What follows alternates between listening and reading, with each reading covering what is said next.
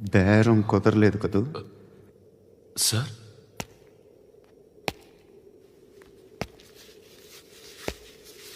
ముళ్ళుని ముళ్ళుతోనే తీయాలి.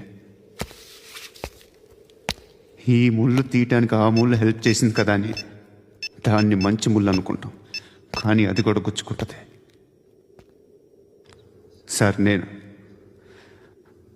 అమ్మాయి సేఫ్, అలీబాయ్ చచ్చిపోయాడు.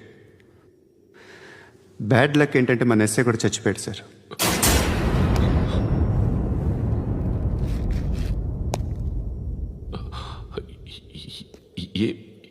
ఏం మాట్లాడుతున్నారు సార్?